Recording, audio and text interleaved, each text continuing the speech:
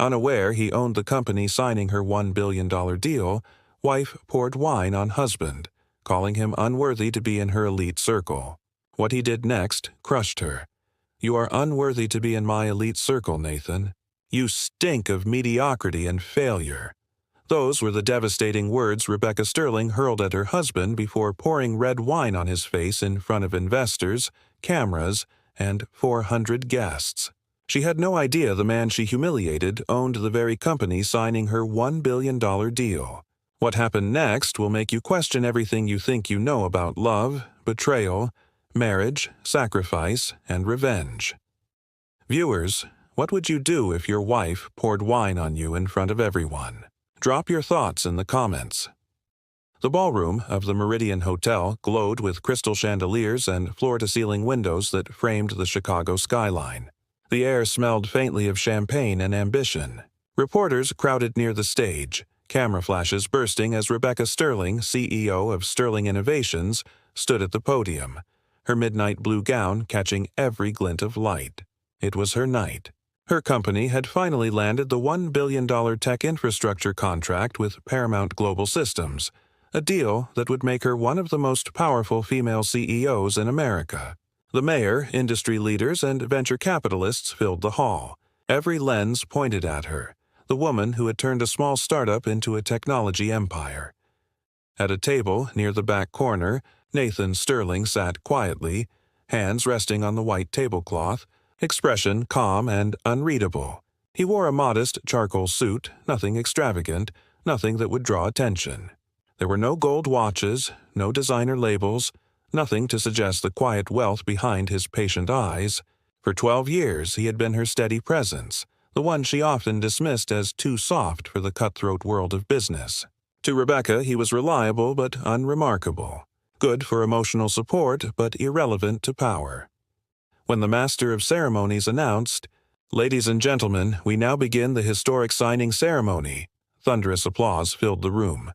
Rebecca smiled graciously, soaking in the admiration like sunlight. As she descended from the podium, her eyes briefly caught Nathan's across the crowded room. He stood slowly, picking up a glass of champagne, and began walking toward her through the maze of tables.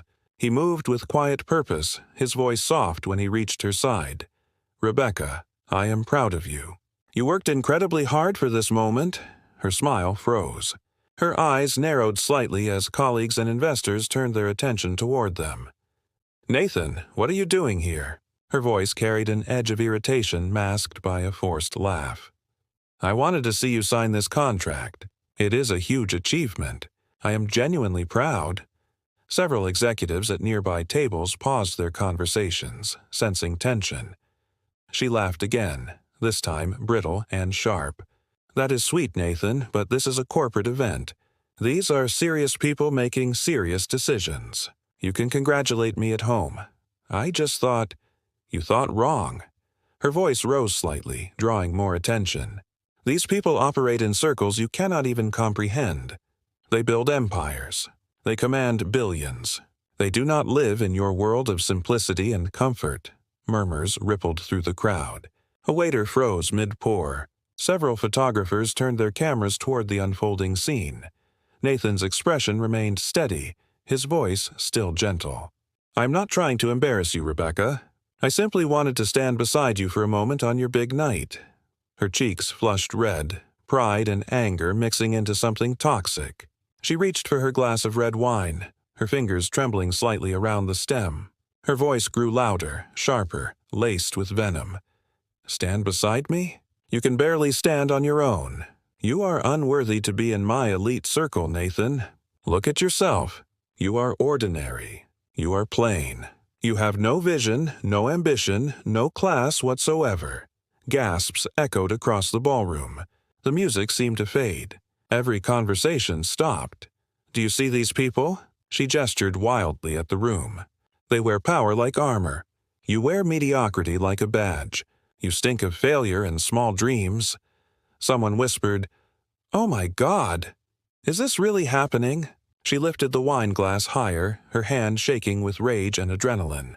"Maybe this will help you remember exactly where you belong." The wine left the glass in a perfect crimson arc.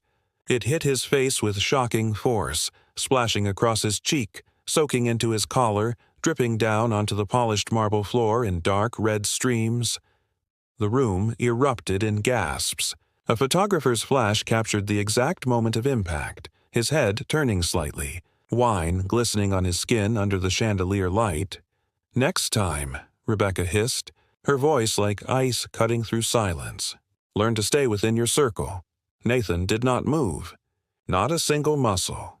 The wine dripped from his jawline, sliding down his neck, staining the white of his shirt collar.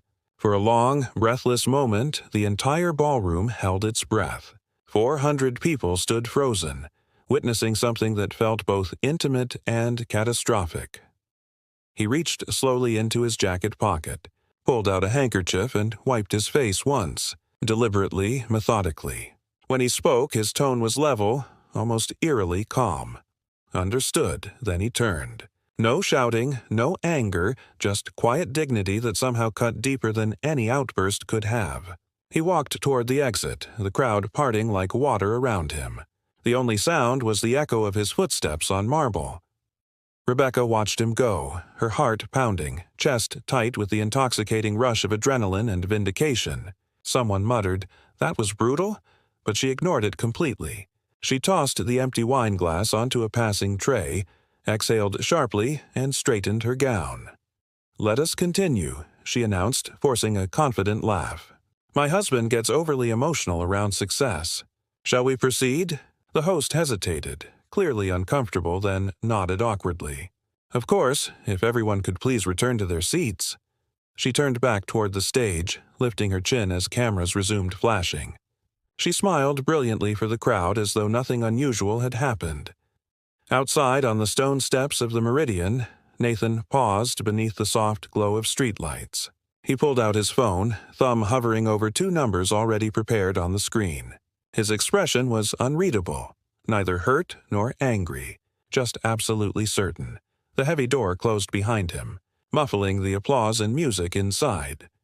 Inside the ballroom, Rebecca Sterling kept smiling, completely unaware that her words had just triggered the quietest, most devastating storm of her entire life. Nathan pressed the first number. The call connected immediately. "Harrison speaking," came the crisp, professional voice. "Terminate the contract," Nathan said quietly. "Effective immediately." "Yes, sir," Harrison replied without hesitation. "I will issue the directive now." Nathan ended the call. He scrolled down, pressed another number. "Montgomery here. Withdraw all Blackstone Ventures funding from Sterling Innovations. Every account, every subsidiary, every line of credit." There was barely a pause. "Understood, Mr. Sterling. I will execute immediately. Send confirmation to my private email when completed." "Yes, sir." Nathan lowered the phone and looked up at the night sky. City lights reflected off nearby glass towers, painting streaks of gold and silver across his face. The wine had dried stiff against his collar. He did not bother adjusting it. Inside that ballroom, the orchestra shifted to a celebratory melody, the kind reserved for moments of triumph. It would not last another 5 minutes. He slipped his phone back into his pocket, straightened his jacket, and walked calmly toward his car parked at the far end of the lot. Inside, the applause swelled again like a wave. Rebecca lifted her chin higher and smiled brilliantly for every camera pointed in her direction. The host's voice rang through the grand ballroom with practiced enthusiasm. "Ladies and gentlemen, tonight marks a historic partnership worth $1 billion between 2 of the most innovative firms in the nation. Let us celebrate the visionary leadership that made this possible." The room erupted in cheers. Rebecca's fountain pen gleamed between her perfectly manicured fingers, poised over the leather folder embossed with gold lettering. The contract lay open before her, crisp pages filled with legal text that represented her greatest achievement. "Mrs. Sterling," the host said, handing her the final document with a flourish. "If you would do the honors." She smiled wider, basking in the spotlight. "It is truly an honor.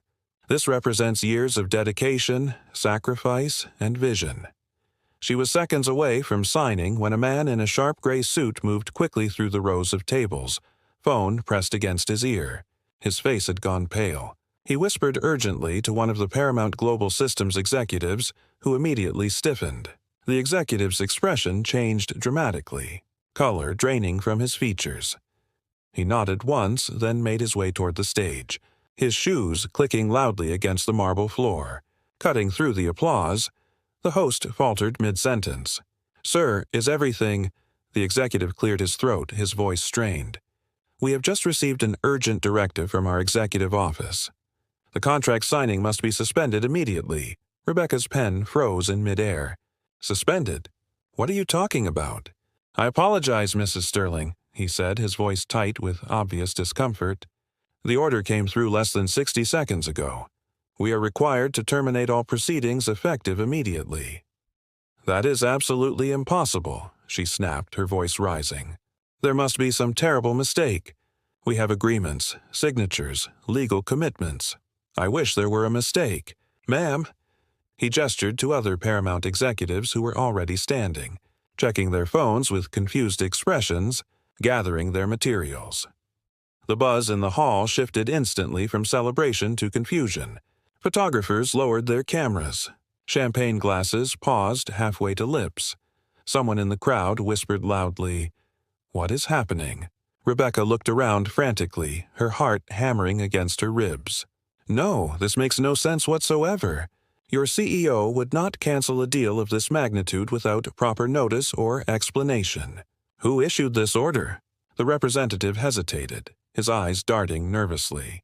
Then he said quietly, almost apologetically, "It came directly from the ownership level, ma'am. The very top of our organization." The words hit like physical blows. Her throat tightened. "From the top? What does that even mean?" "Yes, ma'am. I have no additional information to provide." Chairs scraped loudly across the floor. Executives began collecting their folders, laptops, and briefcases. The warm lights that had felt celebratory moments ago now felt harsh and exposing.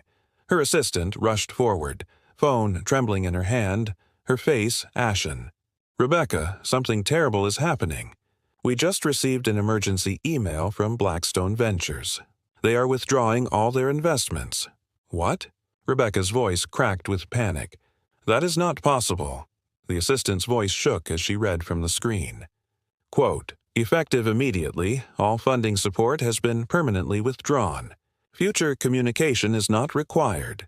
This directive comes from the director's office." End quote. Rebecca stared at the screen, the words blurring as her pulse thundered in her ears. That cannot be real. Blackstone is our anchor investor. They hold 40% of our capital. "Not anymore," her assistant whispered. The Paramount executive closed his folder with finality and turned to leave. "I am very sorry, Mrs. Sterling. We are done here." "Wait!" Rebecca shouted desperately. "You cannot just walk away. We had a binding agreement. This is breach of contract." But he was already halfway across the ballroom floor, followed by his entire team. A few guests glanced back with expressions mixing pity and curiosity. Most simply hurried toward the exits, eager to escape the unfolding disaster. The microphone still hung in front of her, amplifying her ragged breathing. The contract lay open before her, the signature line empty and mocking. Cameras kept clicking, each flash feeling more intrusive and cruel than the last. Her business partner, Andrew Chen, moved toward her, whispering urgently under his breath, "Rebecca, we need to leave immediately.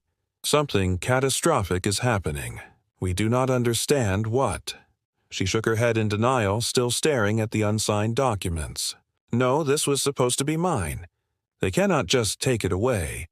But the ballroom was already emptying rapidly. Guests leaving in hurried whispers, waiters standing awkwardly unsure whether to continue service or begin clearing. The air that had smelled of champagne and success now carried the scent of failure and confusion. Outside the main doors, near the table where Nathan had stood, the wine glass she had thrown still lay on a serving tray, a few drops of red wine staining the white linen underneath. Rebecca's eyes found it from where she stood, frozen on stage. Her chest tightened until she could barely draw breath. The sounds around her dulled, replaced by a high, steady ringing in her ears. She sank slowly into a chair as the last of the Paramount team disappeared through the ornate doors. The applause, the speeches, the cameras, the glory. It had all vanished as if none of it had ever existed. In that cavernous silence, she whispered his name, barely audible over the dying echoes. Nathan. Somewhere far from that room, Nathan Sterling sat in his car, city lights sliding across the window like ghosts. He closed his eyes briefly and let the quiet settle around him. His phone buzzed twice. 2 confirmations. Both orders executed flawlessly. Inside the ballroom, the final notes of celebratory music faded into the uncomfortable clink of glasses being collected, and Rebecca Sterling realized with horror that she had built her entire empire on a foundation owned by the man she had just publicly destroyed. Rebecca sat frozen in the back seat of Andrew's car, her body trembling uncontrollably. The ballroom lights still burned in her mind. The stunned faces, the sudden silence, the representative saying those words. The order came from the top. It played in her head like a nightmare on repeat. "Rebecca, come on. You cannot stay here." Andrew's voice was gentle but urgent. She did not respond. Her lipstick had faded to a pale outline. Her hair had fallen loose around her shoulders. The midnight blue dress that had felt like victory an hour ago now felt like a costume. "Rebecca," Andrew said again, softer this time. "You are in shock. Let me take you somewhere safe." She blinked slowly, her voice hollow and broken. "Everything just stopped. One moment it was perfect, and then, I know. Let us get you out of here." He helped her from the seat, his arm steady around her shoulders as cameras still flickered from the distance near the hotel entrance. Reporters were trying desperately to understand what had just unfolded. The laughter that had filled the hall hours earlier was gone, replaced by whispers and speculation.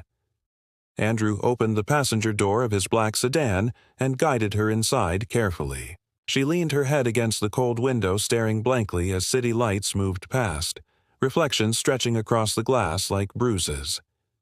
He drove without speaking. No music, no questions. The roads were nearly empty at this hour. When they reached his downtown apartment, he helped her inside. She sank onto the leather couch, still wearing her heels, hands trembling in her lap. Andrew went to the kitchen, poured her a glass of water, and placed it gently on the coffee table in front of her. She did not drink it. She just stared at the faint ripples on the surface. "Things will make more sense in the morning," he said quietly. Though he did not believe it himself, she whispered, "It already does not make sense." He did not answer. He went to dim the lights, leaving only the faint glow of the city spilling through the curtains. When he turned back, she was still sitting there motionless, eyes fixed on nothing, breathing shallow. Sometime near dawn, she fell asleep on the couch, makeup smudged, phone still clutched in her hand. By morning, the world had already decided her fate. Her phone buzzed relentlessly, dozens of notifications lighting up the dark screen beside her sleeping form. She stirred groggily, eyes puffy from a sleepless night of intermittent crying. Andrew stood by the window, phone in hand, his expression grim. "Rebecca," he said quietly. "You need to see this." She sat up slowly, rubbing her temples. "What is it?"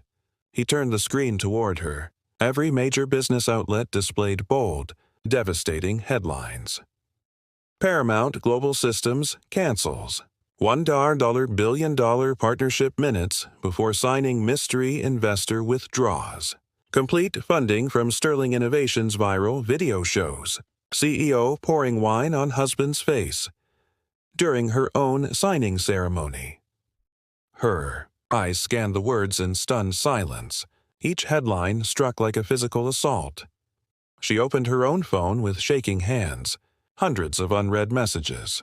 Dozens of missed calls. Social media feeds already flooded with video clips from the previous night. Her laugh. The splash of wine. The silence afterward. Someone had filmed everything in perfect detail. In one video, slowed down and zoomed in. The wine left her glass in a perfect crimson arc, hitting his face in devastating clarity before he turned away with quiet dignity. The caption beneath it read, She poured wine on her husband at her own billion-dollar signing. 10 minutes later, the deal vanished into thin air. The video had been viewed over 2 million times. Rebecca's hand trembled violently. "No, this cannot be happening." Andrew's voice broke softly through the quiet. "It is everywhere, Rebecca. Every news outlet, every social platform." She pressed her palms against her forehead, chest rising and falling unevenly. The room felt too small, walls closing in. Outside, the city moved on. Cars honking, people walking, life continuing, completely unaware that hers had ended the night before. Across town, Nathan Sterling woke without an alarm. The house was perfectly still. No urgent phone calls. No noise from outside. He stood, stretched, and walked barefoot to the kitchen. The glass he had used the night before still sat on the granite counter. Faint fingerprints smudged around the rim. He poured another glass of water, took a slow drink, and watched morning sunlight crawl across the hardwood floor. His phone vibrated once on the counter. He glanced at the notification. News alerts. Trending headlines. His name appearing in places he had not seen it in years. He did not open them. He already knew. The doorbell broke the morning silence. A single chime, then another, more insistent. Nathan set his glass down carefully and walked toward the front door. When he opened it, Rebecca stood there looking utterly destroyed. Her eyes were swollen and red. Her makeup was completely gone. The midnight blue gown from the night before was now wrinkled and dull, hanging awkwardly on her frame. She looked exhausted, lost, like someone who had run out of explanations before even trying to speak. "Nathan," she said softly, her voice barely above a whisper. "Can I please come in?" He did not say a word. He simply stepped aside, holding the door open. She walked past him into the living room, her heels scraping lightly against the hardwood floor. For a long moment she just stood there motionless, arms crossed tightly, looking at the floor as if trying to find her balance in a world that had tilted completely sideways. Then she turned to him, eyes glassy with unshed tears. "Everything has gone wrong," she whispered. "The contract, the investors, everything. It is like the entire world just flipped overnight." Nathan did not respond. He leaned against the wall, arms folded across his chest, his face completely unreadable. "I do not understand any of it," she continued, voice trembling with panic. "One minute we were celebrating, and the next moment the representatives just stopped everything. They said there was an order from above to terminate the contract immediately." She tried to smile through the panic, a desperate attempt at normalcy. "You know how these corporate things go, right? Maybe it is just a misunderstanding. Someone probably sent the wrong instruction or messed up the paperwork. It will clear up. It has to clear up." Nathan's expression did not change at all. She rubbed her temples, pacing back and forth. And then the emails started coming. "Blackstone pulled every single investment. The accounts are frozen. The stock is crashing. The press is already destroying me. Nathan, I do not even know where to begin fixing this." Still nothing from him. Just that calm, steady gaze. She looked at him desperately, searching his face for the comfort and support she had always taken for granted. "I did not know where else to go," she whispered. "I just needed you. I always need you when things fall apart." Nathan walked to the kitchen, poured her a glass of water, and placed it on the table between them. "You did not sleep," he said quietly, matter of fact. "I could not," she admitted, sinking into a chair. She picked up the glass with shaking hands but did not drink. "It is bad, Nathan. Really, really bad. I have never seen anything like this in my entire career. It is like someone just pressed a button and erased my entire life overnight." He studied her for a long, measured moment. "Someone?" She nodded weakly. "I do not know who. Maybe a competitor. Maybe someone on the board with a grudge. I will find out eventually. But I just needed to—" Her voice cracked. "I just needed to tell you first, like I always do." Nathan walked slowly past her to the window. Morning light caught his profile, outlining him in pale gold. He turned slowly, deliberately, his voice calm and even. "That is what happens when you bite the hand that feeds you," he said simply. Her brow furrowed in confusion. What do you mean by that? I gave the order, Rebecca. For a moment, the entire world seemed to stop spinning. Her mouth opened, but no sound emerged. You what? The words landed like a physical blow to her chest. She froze completely, staring at him as if the air had been violently sucked from the room. You did this? You destroyed everything?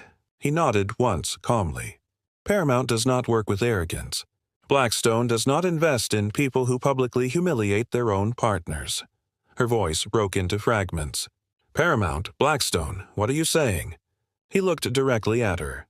You really never asked where the funding actually came from, did you? Or who owned the company you were so desperate to impress? Her knees weakened. She grabbed the edge of the table for support. Nathan, what are you telling me? I believed in you, he said quietly, each word measured. I built your company from the shadows. Every investor, every critical introduction, every substantial check that came through, it all came from me. Through a trust. Through shell companies. Through Blackstone. I thought I was helping you grow into the leader you wanted to become. But last night you showed me exactly what you really thought of me. Tears began rolling down her cheeks unchecked. I did not know. I swear to God, I did not know any of this. You did not care to know. She shook her head violently. Nathan, I was angry and stupid. I said terrible things I did not mean. Please, please let me fix this. Let me talk to whoever you need me to. I can apologize. I can rebuild everything. Just give me a chance. He cut her off firmly. You cannot fix this, Rebecca. Please. Her voice was barely a whisper now, desperate. Do not do this to me. Do not let me lose everything I worked for. You can pull the order back. You can call them right now. He exhaled slowly, almost sadly. You poured wine on me in front of a room full of people, Rebecca. You called me mediocre. You told me I was unworthy to stand beside you. You said I stink of failure. And the entire city watched it happen on camera. Tell me, what part of that humiliation do you want me to undo first? She sobbed openly now, stepping closer and gripping his arm desperately. Nathan, please. I was stupid and proud. I let my ego speak for me. But I love you. I truly love you. He looked down at her hand on his arm, then gently but firmly pulled away. You love what I gave you, Rebecca. Not me, never me. That is not true, she cried. He picked up the empty water glass from the counter and set it carefully in the sink. You once told me I did not belong in your world. You were absolutely right about that. She backed away slightly, shaking her head in denial. No, do not say that. We can start completely over. I will do anything. I will leave the company. I will step down. I will. He turned toward her, his voice calm and utterly final. You cannot start over from something you destroyed yourself. And you will not get a second chance at what I have spent years protecting. What do you mean? Her voice trembled. The trust, he said simply. Matter of fact. Everything I own, every company, every share, every asset, is under an irrevocable trust I created years before we married. You cannot touch a single penny of it. Not in divorce, not in settlement, not in any court proceeding. Her breath hitched sharply. You are divorcing me? I called my lawyer last night. The papers are being prepared. The words left her completely hollow. She staggered back a step, gripping the edge of the couch desperately for balance. Nathan, please, I will sign anything you want. Just do not leave me with absolutely nothing. He studied her face for a long, quiet moment, his expression unreadable. You already did that to yourself, Rebecca. Her lips parted, but no words would come. The silence between them was so thick and heavy it seemed to swallow the entire room. Outside, a bird landed briefly on the window ledge, its wings catching the morning sunlight before flying away into the blue sky. She dropped slowly to her knees, sobbing uncontrollably into her hands. Please, Nathan, I am begging you. I cannot do this alone. I cannot lose everything. He looked down at her, his expression neither cruel nor kind, just resolute and certain. Then he said softly but firmly, with absolute finality, You should have thought of that before you threw wine on the man who built your entire future. He turned away calmly, walked down the hallway, and closed the bedroom door quietly behind him.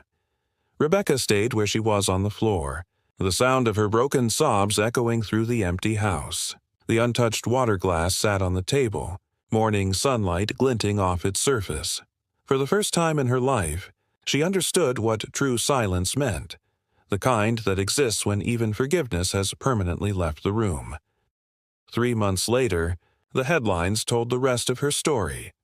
Sterling Innovations files for bankruptcy former. CEO Rebecca Sterling loses everything in divorce settlement, the hidden billionaire. Nathan Sterling's secret empire revealed. Rebecca sat in a small, modest apartment across town, surrounded by cardboard boxes. Her empire was gone, her reputation destroyed, her marriage over. On her phone, she scrolled through old photos of them together, his quiet smile, his steady presence, the man she had taken for granted for 12 years. She had called him ordinary. She had called him a failure. She had been catastrophically wrong about everything. Nathan Sterling, meanwhile, continued running his vast network of companies from behind the scenes, exactly as he always had. Quiet, powerful, invisible to those who did not matter. He never spoke publicly about what happened that night. He did not need to. The world had already learned the lesson Rebecca learned too late. Never humiliate the person who holds your entire world in their hands. Because some people do not fight back with noise. They fight back with silence. And silence, as Rebecca discovered, can be the most devastating weapon of all. Viewers, do you think Rebecca deserved what happened to her? Or did Nathan go too far? Drop your thoughts in the comments below. And do not forget to like and subscribe for more powerful true-to-life stories that will make you think twice about how you treat the people closest to you.